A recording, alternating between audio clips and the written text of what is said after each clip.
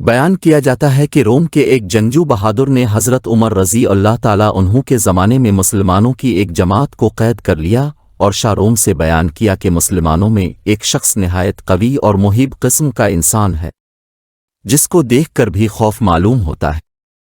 یہ سن کر بادشاہ روم نے اس شخص کو دیکھنے کے لیے طلب کیا۔ اس زمانے کے دستور کے مطابق شاہ روم کے سامنے زنجیر لگی ہوئی ہوتی تھی، جس کی وجہ سے باہر سے آنے والے کو بادشاہ کے سامنے جھک کر آنا پڑتا تھا۔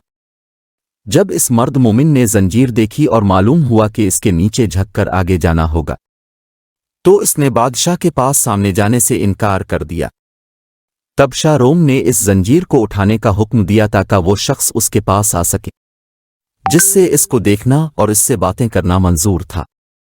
چنانچہ جب وہ شخص بادشاہ کے پاس گیا تو بادشاہ نے اس شخص سے کہا کہ تم ہمارے دین میں داخل ہو جاؤ تاکہ میں اپنی انگوٹھی تم کو پہنا کر روم کی سلطنت عطا کر دوں۔ یہ سن کر اس مرد مومن نے کہا کہ دنیا کا آخر کتنا حصہ تیرے قبضے میں ہے؟ بادشاہ کہنے لگا دنیا کا تقریباً تہائی یا چوتھائی حصہ میرے قبضے میں ہے۔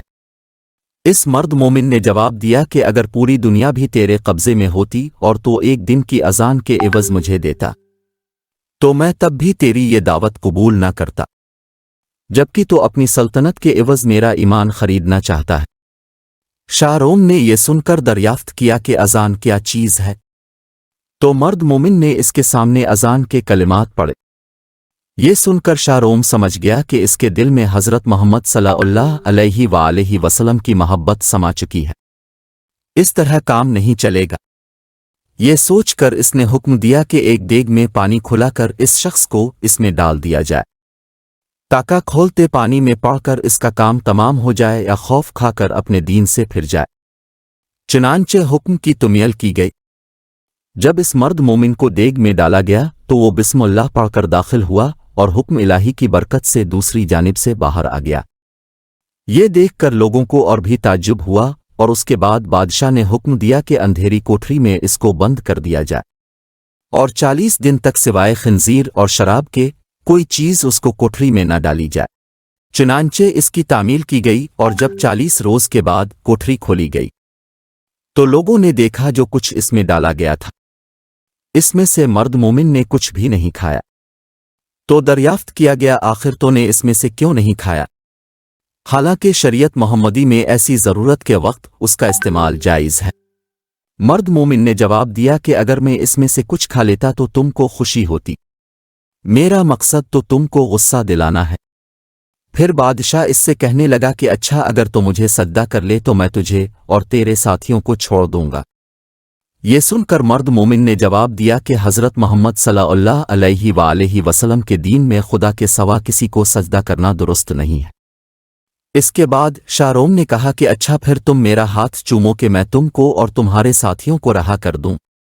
مرد مومن نے جواب دیا کہ ہاتھ کا بوسہ دینا صرف باپ، سلطان عادل اور استاد کے لیے جائز ہے، دوسرے کے لیے نہیں۔ پھر شاہ روم نے کہا کہ اچھا میری پیشانی کو بوسہ دو، تو اس پر مرد مومن نے جواب دیا کہ ہاں یہ ایک شرط کے ساتھ ممکن ہے۔ بادشاہ نے کہا جس طرح تم کو منظور ہو۔ پس مرد مومن نے اپنی آستین اس کی پیشانی پر رکھی اور اس کو چوم لیا، اس نیت سے کہ میں اپنی آستین کو بوسہ دے رہا ہوں۔ اس کے بعد بادشاہ نے اس مرد مومن کو اس کے ساتھیوں کے ساتھ بہت سارا مال دے کر رہا کر دیا، اور حضرت عمر رضی اللہ تعالیٰ عنہ کو خط لکھا کہ اگر یہ شخص ہمارے شہر میں ہمارے دین پر ہوتا تو ہم اس کی پرستش کیا کرتے۔ چنانچہ جب وہ شخص مرد مومن حضرت عمر رضی اللہ تعالیٰ عنہ کی خدمت میں حاضر ہوا تو اب رضی اللہ تعالیٰ عنہ نے حکم دیا کہ مال سب کا سب اپنے حصے کے لیے مخصوص نہ کر بلکہ اس میں سے رسول اللہ صلی اللہ علیہ وآلہ وسلم کے شہر کے لوگوں کو بھی شامل کر لو۔ یہ سن کر مرد مومن نے اس کی تعمیل کی اور جو عطیہ نذرانہ اس کو ملا تھا اس میں سب لوگوں کو شریک کر لیا۔ سبق: اس واقعہ سے ہمیں یہ سبق ملتا ہے کہ سچ ہے جو شخص ایمان و اخلاص کے ساتھ اللہ پر بھروسہ کرتا ہے، اللہ تعالیٰ ہر حال میں اس کی مدد فرماتا ہے۔ چنانچہ ہمیں بھی چاہیے کہ ہر موڑ پر صرف اور صرف اللہ پر نظر رکھیں۔ اللہ تعالیٰ ہم سب کو عمل کرنے کی توفیق فرمائے۔ ہماری یہ ویڈیو آپ کو اچھی لگی ہو تو چینل کو سبسکرائب کریں، لائک کریں، کمنٹ کریں اور اپنے دوستوں میں شیئر کریں۔ ملتے ہیں نئی ویڈیو میں، تب تک کے لیے اللہ حافظ۔